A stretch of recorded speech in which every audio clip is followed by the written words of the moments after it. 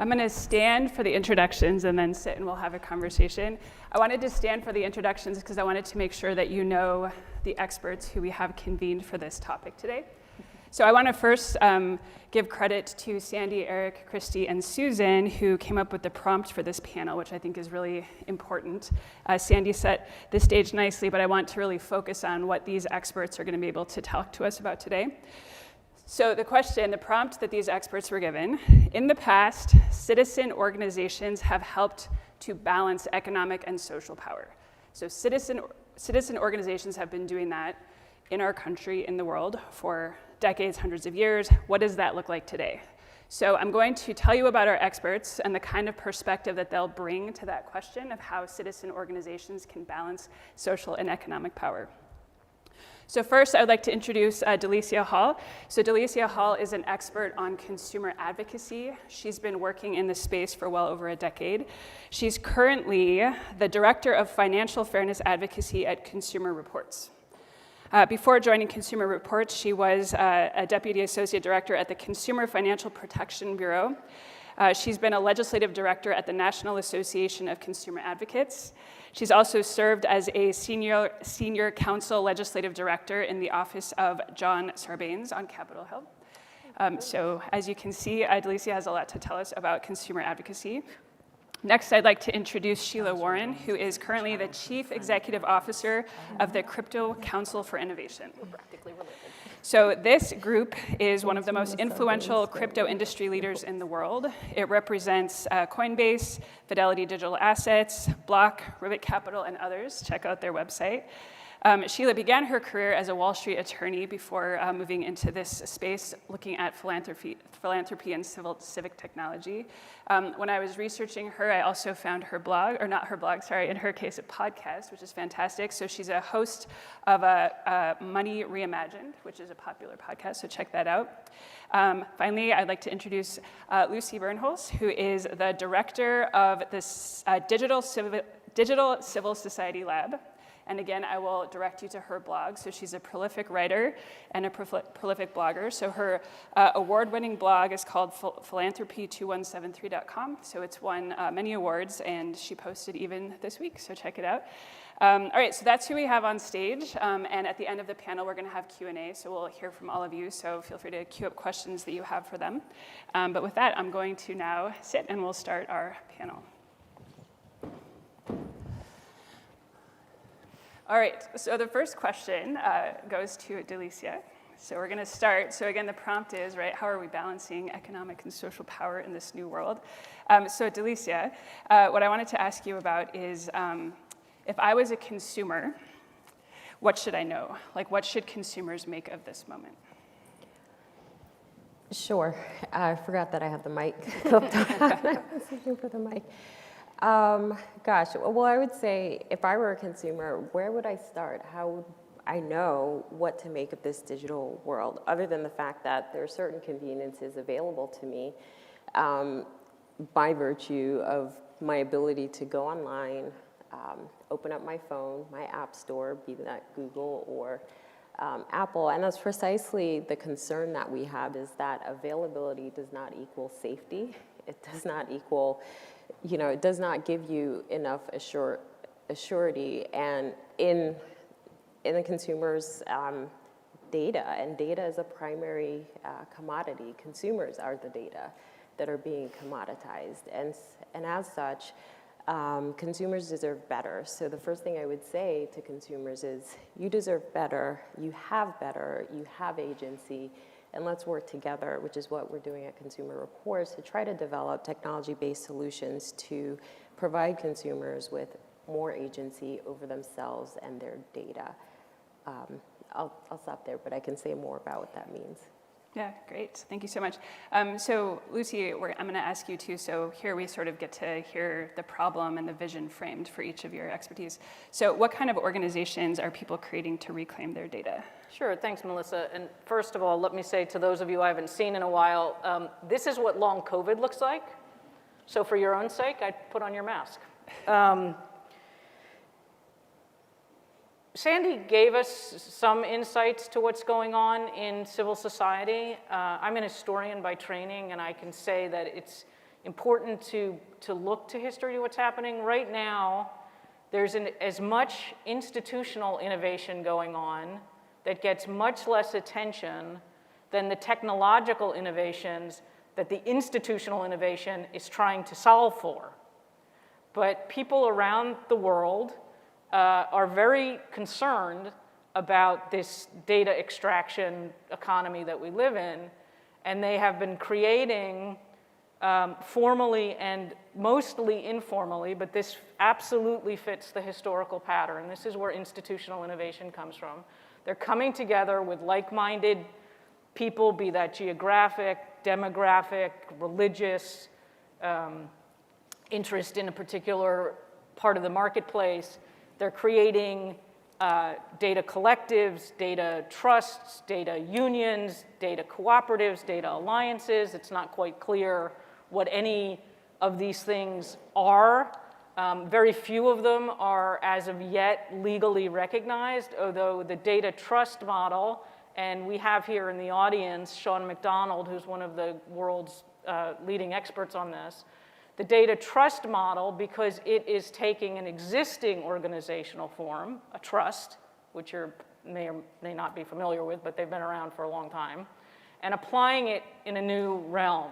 Similarly with data cooperatives, there's also been cooperatively owned organizations for hundreds of years, and so it's an old institutional form being adapted to the new space.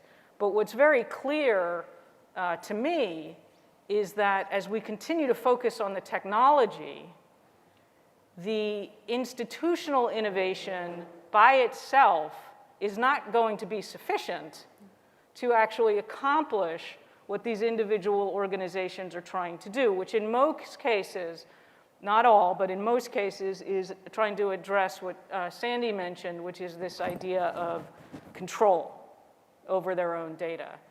And the reason I don't think they'll succeed, and this, Melissa didn't ask me this, but I'll tell you anyway, is that the very language we continue to use about this equates data with financialization, and all of the incentives and most of the regulations around finance in this country and globally are geared toward concentration and growth. And so the history of the mutual banks, the farmers' cooperatives, mutual insurance agencies, which used to be the whole business before Warren Buffett got into it. That's not quite accurate, but unless there are things built in to prevent that concentration, the organizational innovation, which is extremely exciting and very important, is not enough to accomplish what you prompted us with, Melissa. It's not enough to prevent this, this move toward the concentration of power. It may look different. The history of it will look different than the history of its predecessor, but that's where it's headed. Yeah, thank you. Yeah, Sheila, I'm going to give you a chance for opening remarks here. So my prompt for you, my question: what foundations do we need to see from Web3? Well, I'm going to build on what Lucy was saying, which is this is about system change, right? It really is about system change that goes beyond institutions, and we are very stuck in a model where, to Lucy, I think to what Lucy was saying, to paraphrase a bit, concentration of power and concentration of wealth is the dominant game. And you can call that, de facto capitalism, you can call that exploitation, you can call it all kinds of things, and depending on the frame you choose to take. But the reality is that we as a system, as a societal global system, reward the aggregation of information. We reward that. We reward it financially, we reward it in terms of the access people have, who they claim they can speak for, et cetera. And so I couldn't agree more that while I am very encouraged by a lot of the models that have emerged. One thing you didn't know in my bio is I actually founded the digital assets and blockchain team at the World Economic Forum, and I ran all tech policy there, including the data team there. So I spent a lot of time thinking about, are there ways we can change from the inside? And I came to the conclusion, frankly, that we can't. And so I do think Web3, to get to your question, what I am so excited about with Web3 is that it changes and shakes up the predicate assumptions of how we engage with each other in the data space, but also in the financial sector. Because the predicate assumption is that at an individual and community level, and even at a nation state level, we can create an ownership economy, which is not how we think about it, particularly around data, which is not how we're framed in the current environment, right? Despite efforts to kind of move us in that direction.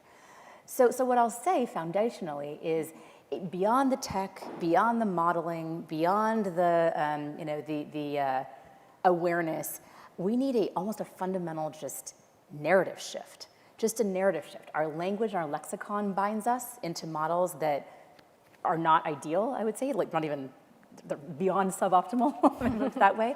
And what we're seeing is really incremental kinds of changes when what is needed, I think, is something much more dramatic. So do I think Web3 is like the frame that's gonna get us there? I don't. Do I think it's got some more potential than other things? I do, because I think that frame helps us acknowledge that there is something called Web 2. And then we can have a conversation about what is Web 2 and how does Web 3 differ. And that's a healthy place to start. We can also have a conversation about what we call legacy traditional financial institutions and the new models and how those differ. And that's a healthy place to start, because it acknowledges that there are problems inherent in our current systems, and the problems are located in communities that have not had historic power in those systems because, again, our systemic frame rewards those who are in a position to aggregate and therefore exploit. Thank you. Responses to that? Oh.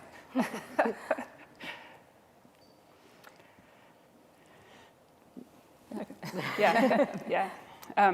So I want to give you a chance now, so I think this is relevant for all of you to think a little bit about the role of regulators in this space and in thinking about the visions that you've sort of put forward. So Delicia, I'll start with you. So for your work, what's the role of regulators in this space? Sure. So I spent 10 years at the CFPB, and it was probably about 8 years before the CFPB actually started to talk about digital assets or currency. And so, you know, I come at my work in more recently, now having left the CFPB, with a lot of insights from that experience. One, to both Sheila and Lucy's point, maybe hyperbolic, but a rotten tree can't produce good fruit. We need a fundamentally different approach, and I don't think any current regulatory body will sufficiently address this current moment.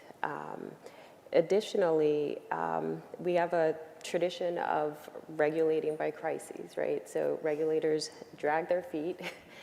At the Bureau, we didn't even talk about digital assets. We tinkered around the edges, and we had conversations with innovators and things like that.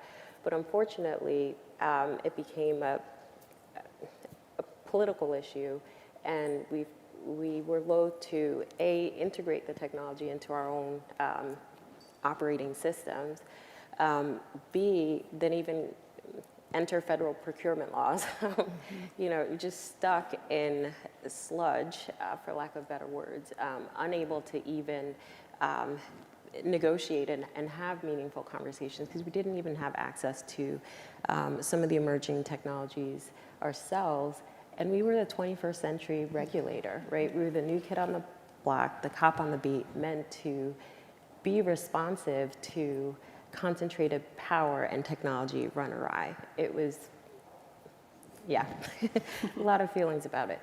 So regulators, I think, need to find a new relationship with technology and finance, and in particular the financial regulators. I think, unfortunately, my view is that you can't implode the system, so we have to figure out an incremental path where we figure out and envision a new system.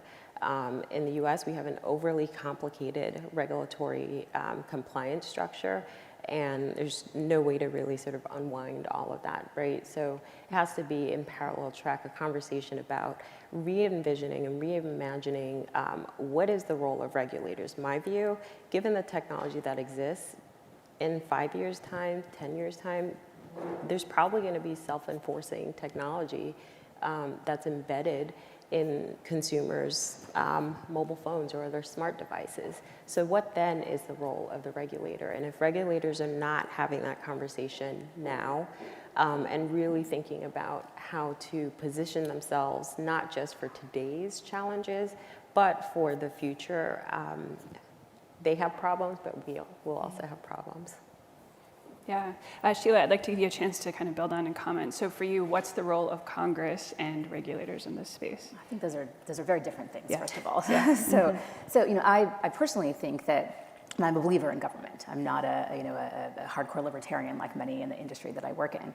And I believe that people we elect are accountable to us, and they set policy goals. And if we don't like those policy goals, our job as citizens is to vote them out of office and get new folks in there, but always to be in a dialogue with our elected officials at the local, state, national levels to ensure that we are expressing what is important to us as a community. And so the problem with our system, which I don't have to get into detail because I'm sure we're all aware, is the distortion that has occurred. I always like to drop in Citizens United. If you don't know what that is, you should become very familiar with it.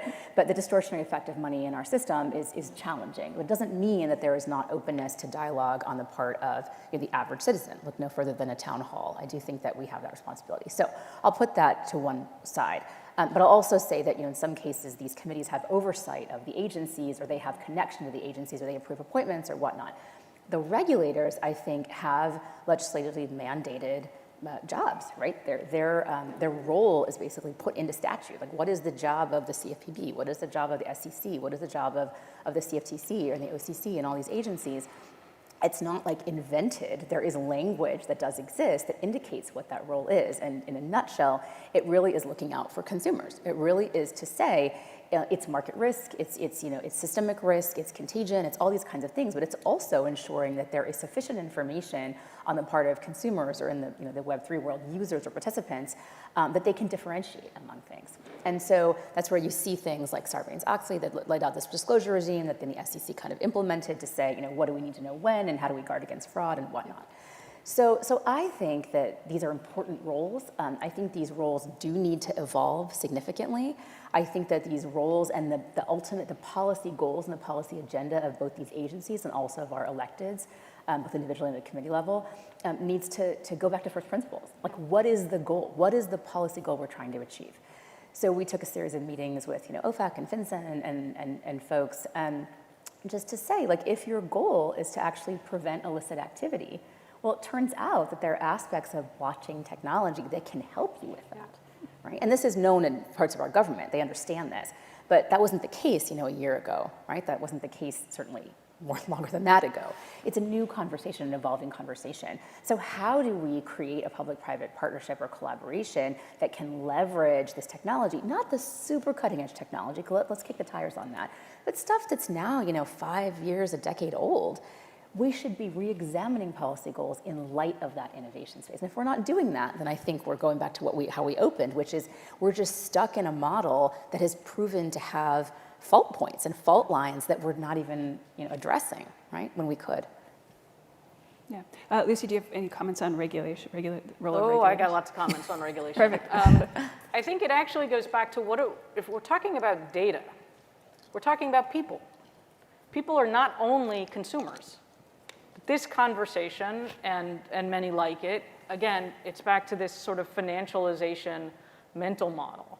So in the European Union, going back to the aftermath of World War II, I told you I was an historian, I'm sorry, data are people. Data are humans. They're not money or potential money, they're humans, which allows a conversation, policy, regulation, and actually individual engagement into discussions of new technologies from the perspective of people as humans. And if you look at, and I had the opportunity recently to run a very informal survey on a federated system of communication called Mastodon, which you've no doubt heard about by now, to get a sense of what do we know about all these data trusts and data alliances and co-ops. So, they're being created, who's tracking them, what are they seeing? I got a half dozen really good responses. There are happily several institutions around the world that are tracking these things. But when you look at what they're focused on, the ones that are truly rooted in what we call civil society, so we're not, I mean, we're a sister lab to the digital economy lab here at Stanford, but we're focused on civil society. Those alliances and organizations are focused on people's health. They're focused on people's cultural heritage. They're focused on potential creativity. They're focused on people as citizens, not only as consumers. And so, number one, I think it's really important to recognize, history is not path dependent, but if we center financial regulation as the place where we're going to make sense of these new technologies, we're going to put ourselves on a path of financialization. And it may turn out different this time, but I wouldn't bet on it. So the first question is, what are we actually regulating, and what are we conceiving data as? And if we conceive data as humans, then we have a lot more opportunity to think about how to regulate it. Number two, I mentioned earlier that these institutions that are being created, some have formal legal standing because they're taking old models and transferring them into this new realm, so trusts and co-ops in particular, collectives to some degree, unions to some degree. But we also need, so we need regulations, we need rules of the road for what these new institutions are and can do. Right now, our existing lines between what is a for-profit company and a not-for-profit organization have been pretty much ruined. Those lines have blended for a number of reasons.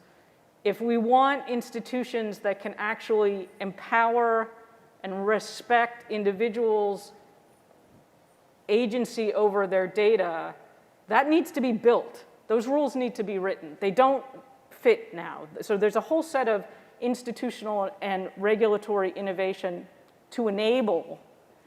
As important, and this is much tougher, and I don't do a Delicia's job, so I wish you luck on this, are rules that would prevent certain things from happening, prevent the concentration of data or power or money. Rules that would actually limit the ability for powerful institutions to continue to be powerful institutions. Good luck. But that's what we would need. That's actually what we would need. We would need a regulatory framework that privileged, distributed, community-based, collective organization. And there's one other key thing in there that's very important to tease out for yourself, which is most of what we've talked about here is individuals and their relationship to their data. It's a powerful model if you're looking at it through the consumer lens. But I'm a disabled queer Jew. I have a lot of identities. I have a lot of affiliations. And some of them, what also needs to be protected and enabled and enriched and respected is the collective data. And here we have no good models of what does it mean, and I may be wrong about that, tell me if I'm wrong about it.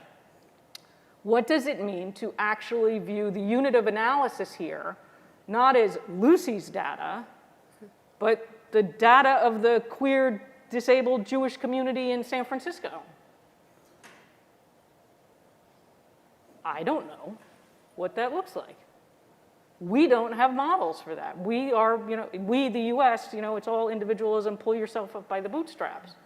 But being able to recognize collectives as a unit of analysis, again, an incredible opportunity to really say, yes, look at this new technological landscape.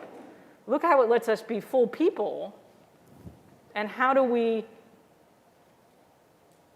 nurture that and prevent what we don't want. There's one other thing I'll say, which is, to all of this, how do I, Lucy, Delicia, Sheila, Melissa, how do we opt out of all of it? What if we don't want to be part of any of it?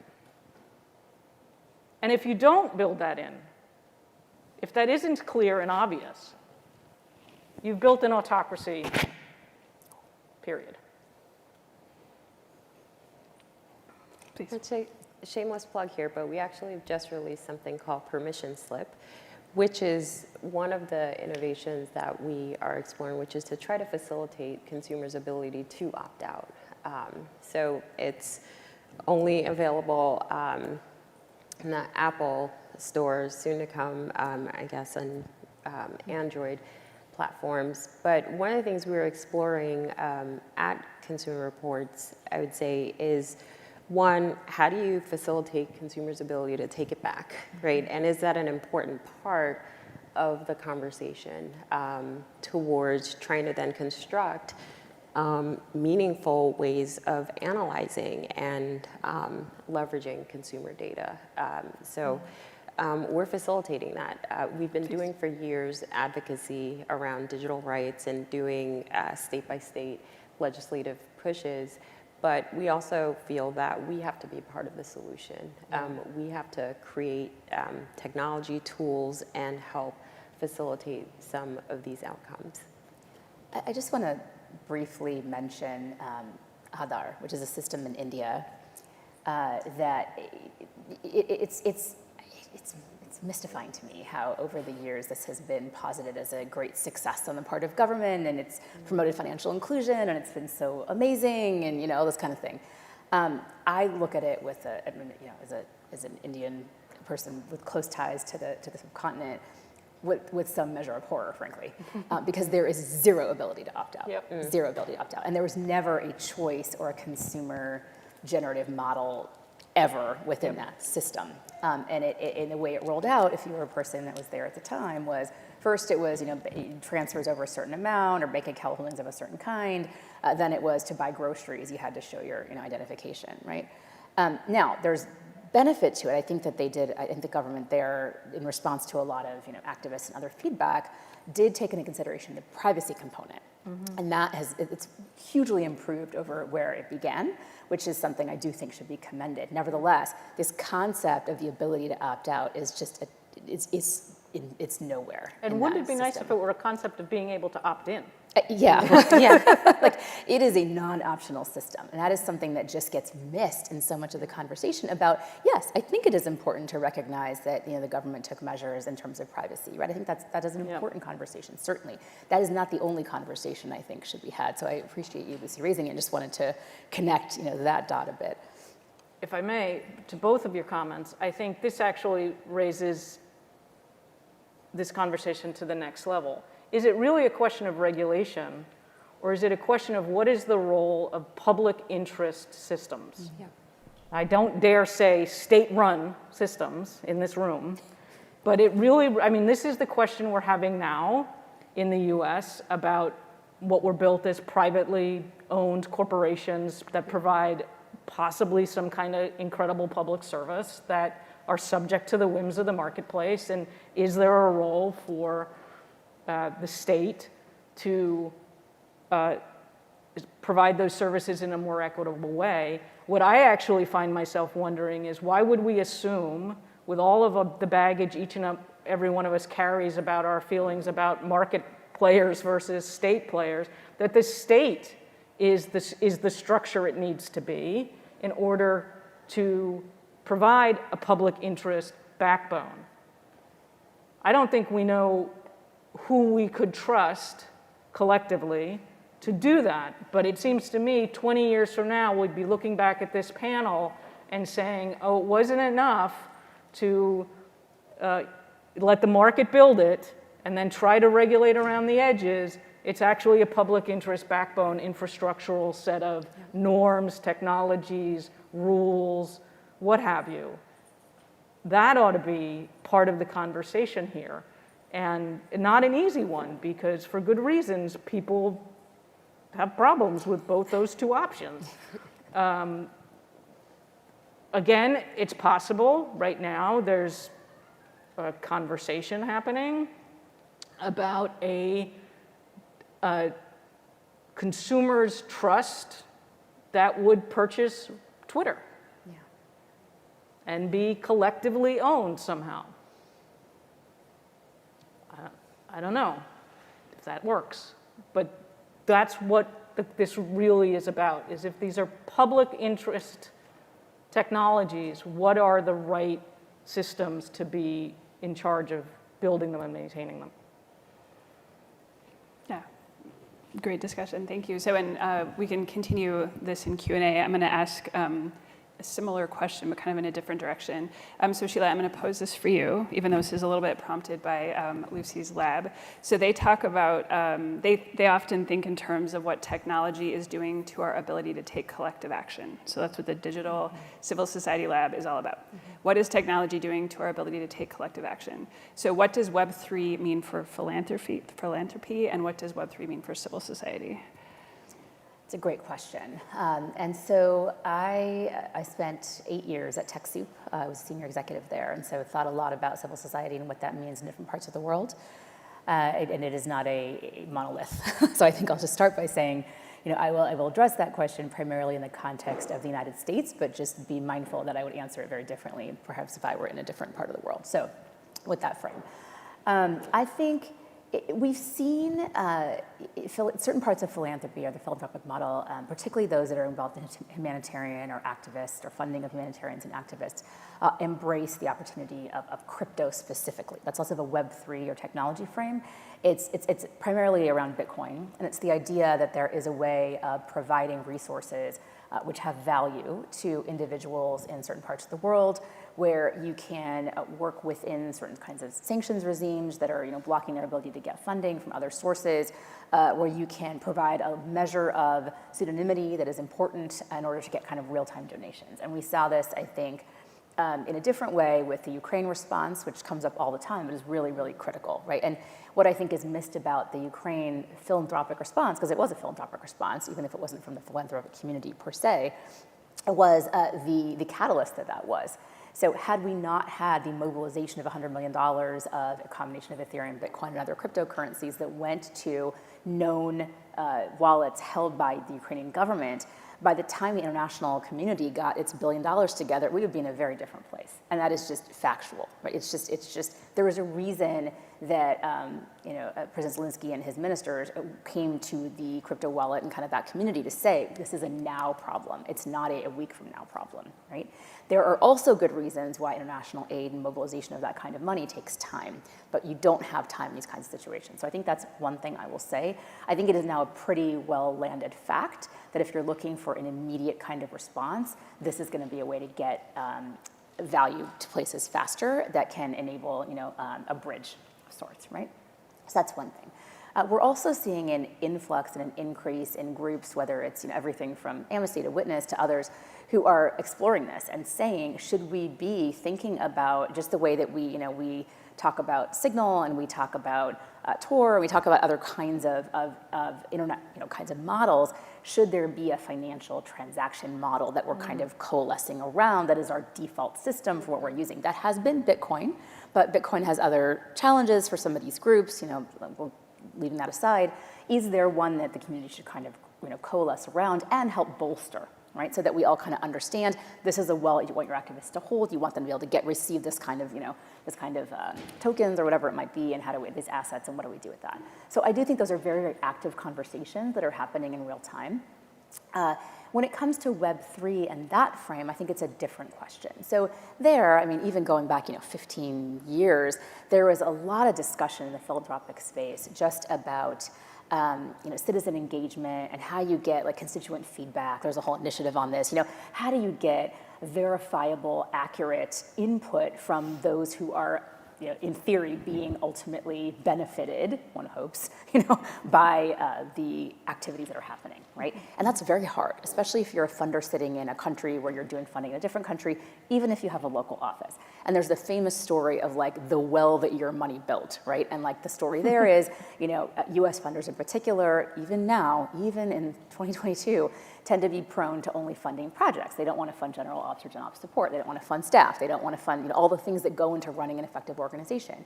And so you go on your tour of like, what did my money build? And it's like the same well everyone gets toured past every time, right?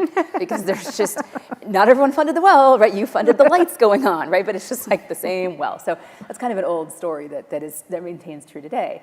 And I do think the idea here is that you can actually get the input from folks on the ground. You can kind of track and trace the value of what is being done using something like a blockchain to say, like, this is where the money was spent.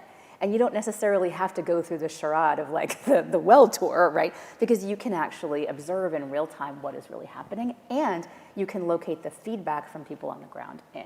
Now, one thing I'll just say, because I'm running long, is a lot of what, so the supply chain, the Maersk and supply chain project that Sandy was talking about in his opener, that was a big WEF project that I landed. So coincidentally, completely, we did a almost 2-year-long investigation of how you could actually make a blockchain work in a supply chain context, what kind of coalitions you'd have to form, what kind of legal documents you'd need to use such a thing, how would you think about insurance and risk and all these things.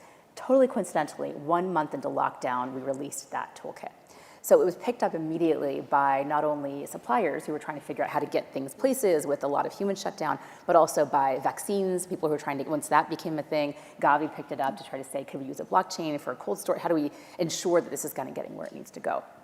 But that all started with a conversation I had with a woman in Australia who was looking at how can we ensure that the diamonds that we are, sending and selling and whatnot actually are not made using, trafficked labor or child labor or anything that is, illegal / immoral at a minimum, right? And that investigation is actually what got me thinking about supply chains, because the reality is you can use RFIDs in more interesting ways when you're thinking about tracking them on a blockchain.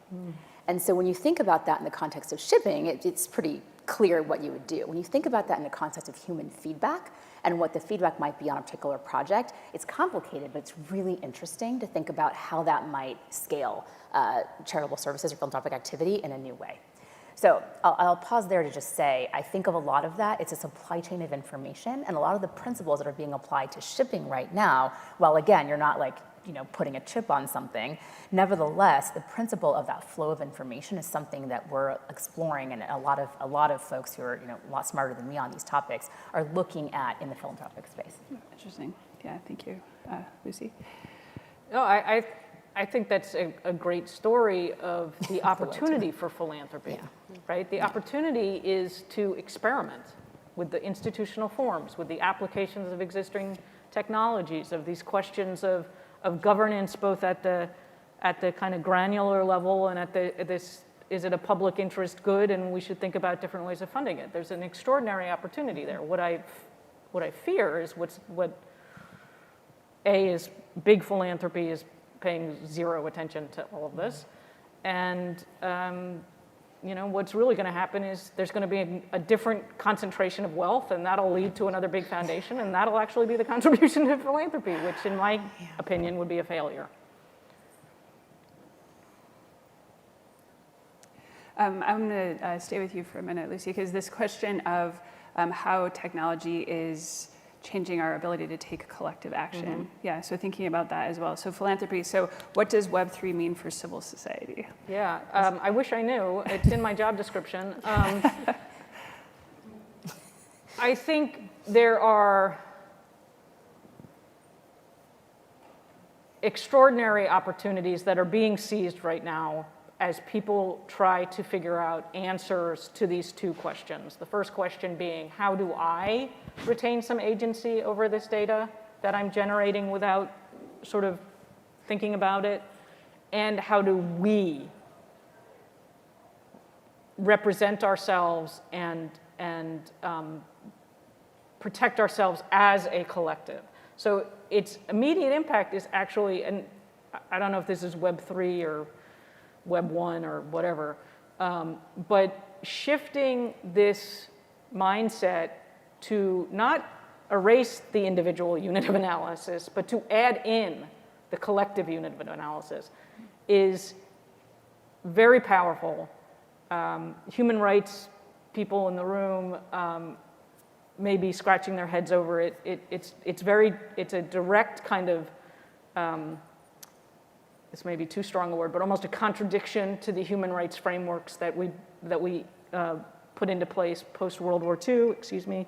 And that's also an incredible opportunity. So it's unleashing a whole new set of questions that, for the most part, civil society isn't something you can point at. It's not like the Fortune 500 or so. There's not it's everything else, right? But the Fortune 500 in the state, in one famous definition of it. So it's an incredibly alive, robust, and dynamic space right now as people are trying to figure this out. And they're doing it, for the most part, outside of the law, because the law just isn't there. It's not to say they're breaking the laws aren't there. And so that's this interface with the political system, is how do you write different laws? Yeah, Delicia, any comments on that? I have another question for you after. Yeah, I mean, I think it depends on what you mean by civil society. I'll tether it back to community advocacy and the relationship with technology in particular. I think there's great opportunity there, and I would say the advocacy community the last several years has begun to be a little bit more introspective, but we ourselves need to do more and to have a better relationship, frankly, with technology. We need to be in the room and capacitate ourselves in what these various technologies are and how we can work with technologists and, frankly, with industry to develop solutions. We ourselves have had an intermediary-based relationship where we identify human impacts, and then we go to Congress or regulators and say, can you do this thing for me? And then we go back year after year, and powers change hands and laws remain the same. Many of the federal consumer protection laws are all now modernization bills across the spectrum. They were developed 40, 50 years ago, largely irrelevant to today's technology, but yet advocates keep going back. Hey, Congress, can you pass this bill for me? Or regulators, so on and so forth. So I think it also, in that part of civil society presents an opportunity for us to really step back and reimagine our own relationship with technology, and then to really think about how to drive technology-based solutions. Yeah, thank you. I'm going to just note, we're going to open it up to Q&A for the audience in just a minute. I'm going to ask one final question. So there's a microphone there or there. So start thinking about your questions. We would love to hear what you think about this. So kind of building, Delicia, on your last point. So you've been working in this space for a long time, and you currently oversee both traditional credit lending and digital finance. So what are you learning about advocacy in these different kind of product and service spaces? Yeah, sure. The more things change, the more they remain the same. So wealth is still concentrated. Foundational consumer protection laws still exist. Great. ECOA, all of the acronyms, TILA-RESPA, which is all about disclosure. But yet you still have credit deserts. You still have wealth desert. You still have lack of transparency. You have consumers, if they had to, there's so many stats about if consumers actually took the time to read through the federally and state mandated disclosures, it'd be a lot of time. No one does it. So going back to the point about just reimagination, it's also, I think, an important time for us to think about, well, what do we ask for? Or do we ask, right? Do we engage and develop consumer-driven solutions? Do we continue to let products proliferate? I'm in the finance space, so I'm going to tether back to that. But if I'm a consumer, there's over 11,000 apps that financial apps, right? Payments, lending, different kinds of products and services that I can have access to. And because it's out there, I can engage. I can't drive a Tesla off a parking lot without a basic health and safety check, right? I can't get prescription drugs without the same. Why doesn't the same standard exist for consumers with respect to financial services? And is a preventative model of regulation actually addressing some things? Has the marketplace moved beyond prevention, and would something more principle-based be appropriate? So those are some of the things that I think is changing our work, getting back to some of the core issues that consumers struggle with. Yes, there's still basic issues of fairness and pricing, and but there's also some really interesting models out there, companies that are actually leveraging artificial intelligence to say, okay, well, this is a legal requirement. I'll just take a basic example. Fair Play AI is the company. But if you looked at mortgage origination numbers, publicly available data through something called the Home Mortgage Disclosure Act, which is managed by the CFPB, and you look at origination rates, which this is data that is required, financial institutions are required to report, the number of originations across federally protected groups are actually around the 1990s level, right? And so it raises a different question around how much have these legal frameworks actually done to change consumer outcomes? Are they getting more people into homes? Are they assuring fair pricing? And can new technologies actually facilitate better outcomes? So some of the work I'm doing at Consumer Reports is really taking a deep dive to, one, examine the marketplace. Consumers ought to know, and they will know, so we've evolved our testing and ratings regime for traditional products to now digital finance products. You ought to know, is this app, just because you've downloaded it, going to sell your data onto third parties? And then are you going to get targeted with specifically priced products based on your personal characteristics? So one, just actually engaging in the data. Two, we're going to continue to play the game, so we'll continue to go to Congress. But we're also exploring consumer and technology-driven solutions, technology-integrated solutions. Should there be a facility where, within the transaction, where data can communicate with, the technology, consumers are pushed information to slow down the transaction and to make them have more information available about what are safer and better choices. So these are the kind of capabilities that we are developing at Consumer Reports to take a different approach. So Can I make a meta comment? Because I think Consumer Reports is actually a really nice example of what's happening to civil society, or to the nonprofit sector in the US and to some degree in Western Europe, which is that every issue-oriented service or advocacy group needs to be aware, and many of them, as Consumer Reports has become, deeply aware that whatever their issue is, immigration, housing, civil rights, healthcare, there's a digital component to the way that's working. And that their old targets for their advocacy are now both in government and in business.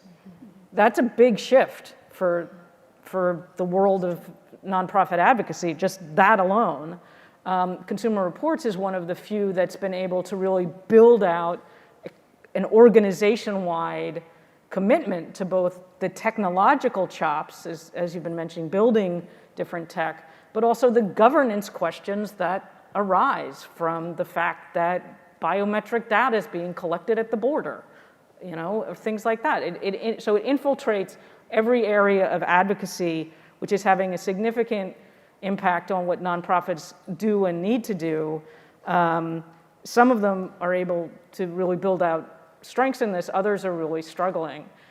There's a line of work, the kind of namer of this comes from the ACLU here in Northern California, but trying to build these alliances of what she calls integrated advocacy, because there is also a robust, and in fact, there's a robust subsector of civil society, could be robuster, but it's robust, in the North America and Western Europe, focused on digital rights.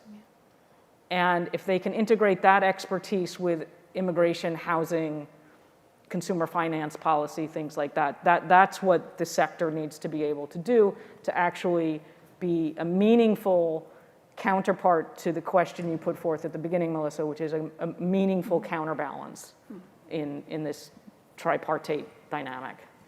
Yeah. No, I think that was a question. All right, Christy, I think you're our first question. I'm going to do my duty and model a good question. A good question is brief, and it is a question. So my question is, you've touched a bit on the importance of government, the infrastructure of government, to be rethought in the era of these new digital tools. I think it would be great to hear you guys say a little bit more about how that transformation could take place. And maybe, Melissa, this is a question for you in terms of the organization being impacted by new technology. It seems to me that there are a lot of headwinds when it comes to the transformation of government. And so I would love to hear the panel's thoughts on maybe it's the talent question, maybe it's the overall infrastructure. Any of you, I thank you so much. I would love to hear. Yeah. One of the things that's being reimagined are our existing multilateral transnational organizations. They're not, we have a set of systems from nonprofit law up to global groups like the WHO and others that was built in an analog era. And they too, now that I can find my community globally, the nonprofit laws that apply in my country don't apply in your country. So they're also shifting. Nothing should be staying settled right now, is my opinion. Anything that says we got this locked in, we're good, not a good place to be right now. This varies so much country to country, right? So there are some countries that have set up a minister of digital innovation, and that entire office is just focused on getting really smart on technology, understanding what it is, educating others in government, figuring out if regulatory model is needed, can existing regulation accommodate that, whatnot.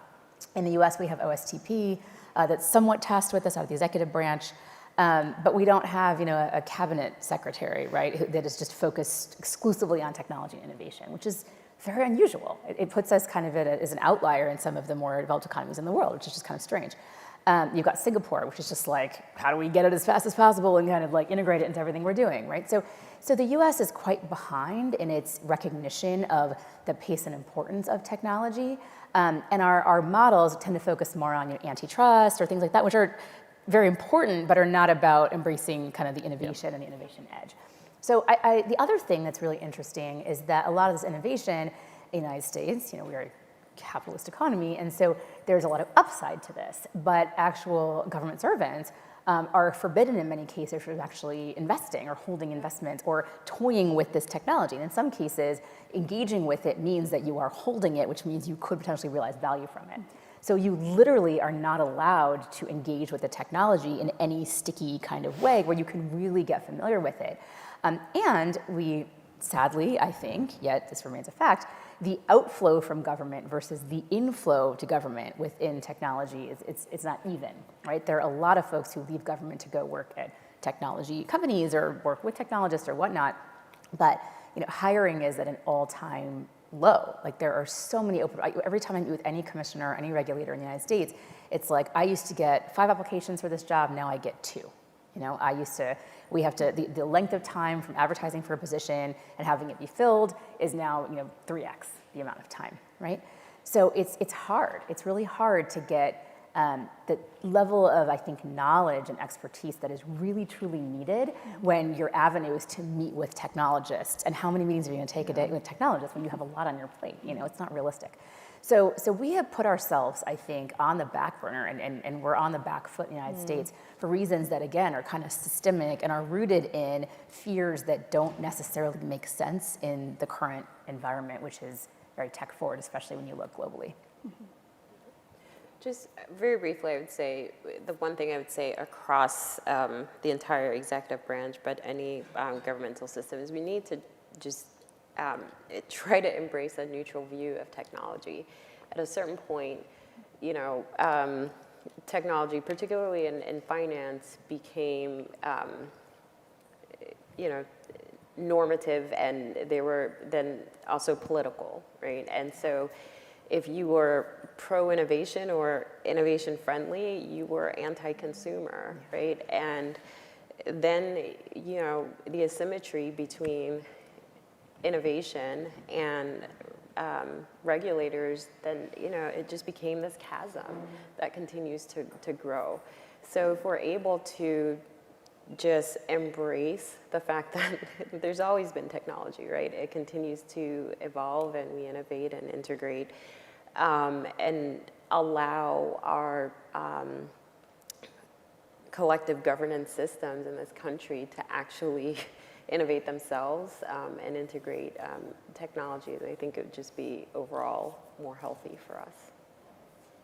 Yeah, and since Christy called on me, I'll just reflect out what I have heard, which is, so with theories of organizational change or transformation, what I'm hearing a lot from our panelists is calls for, and this is true, so some change comes from direct advocacy, some comes from social movements, and what I'm hearing here is a lot of call for like framing, like a lot of the call is around we need, and that's true of successful social movements oftentimes will innovate pardon, I'm just being a professor, but like a prognostic frame, like something that's like a diagnostic frame that's like, here's the problem and you need to think about it this way. And then like a prognostic frame is like, here's a solution and you need to think about it this way. So across, I feel like what I'm hearing across all the panelists is we need new ways of thinking about this. We need social movements to help us reframe. We need different language. We need different narratives, different framing, different diagnostic and prognostic frames. I think we have another question here. I think Sandy is first. Okay. So one of the threads that runs through discussions like this is coming up with a new national or international framework.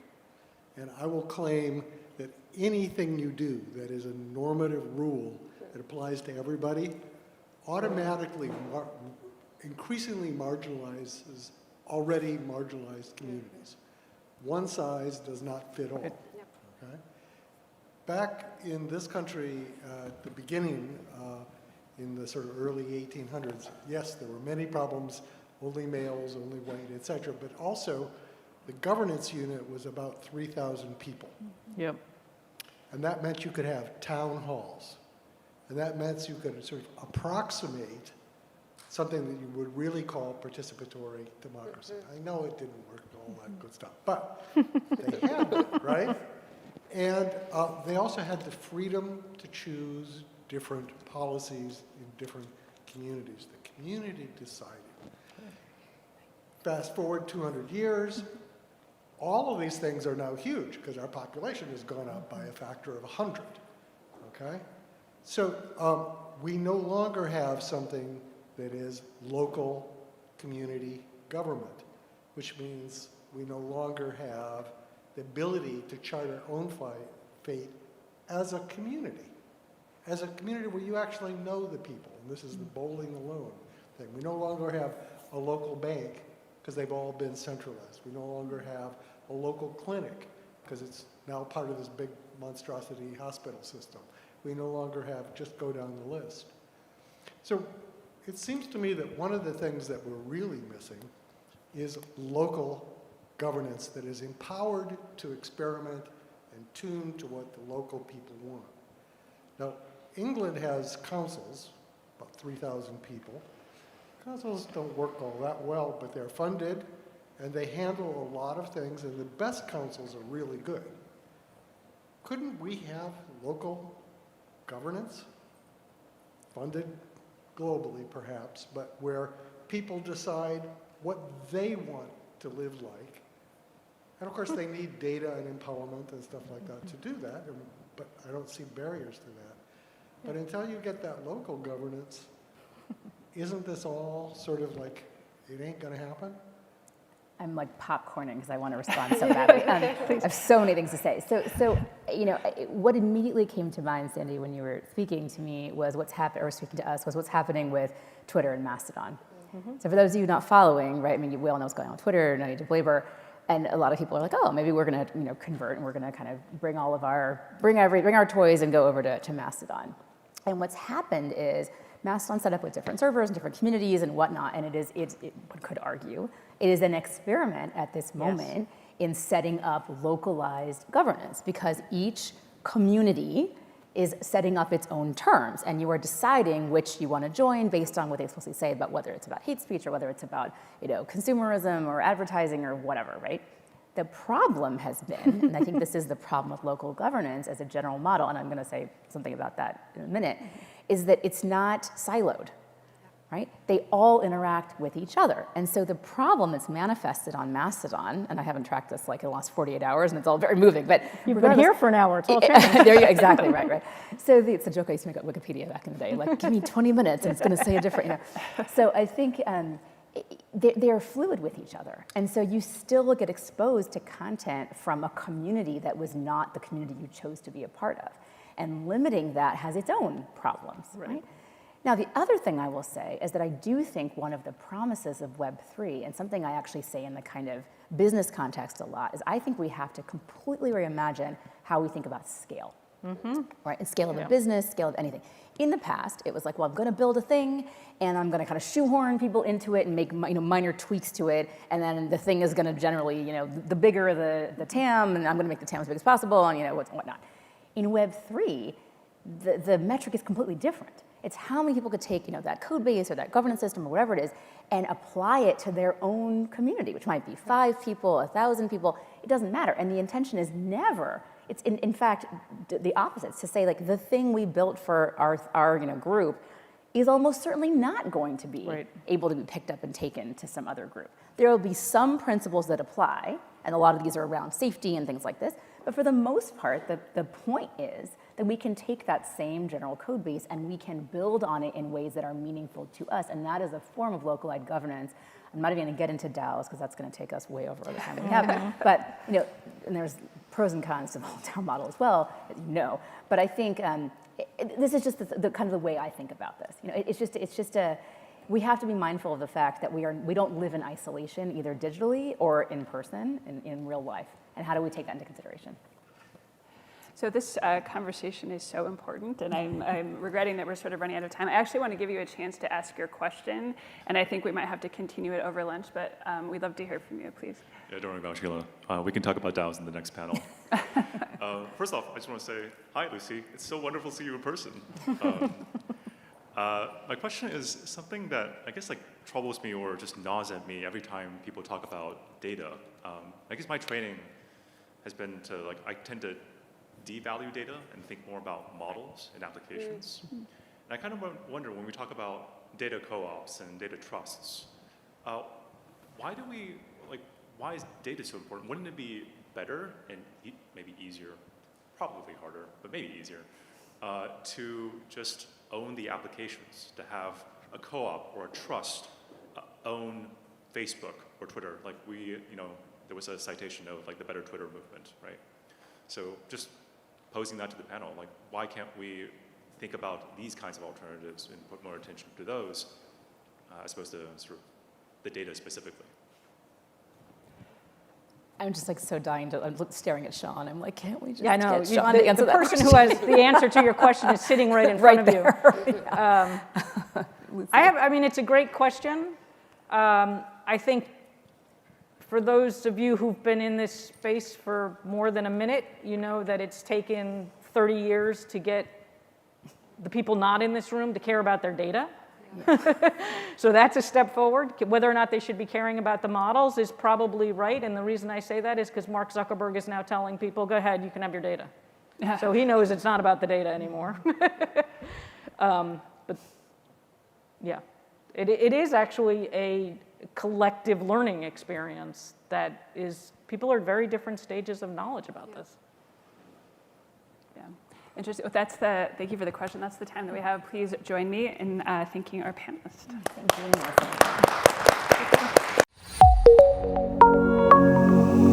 Melissa.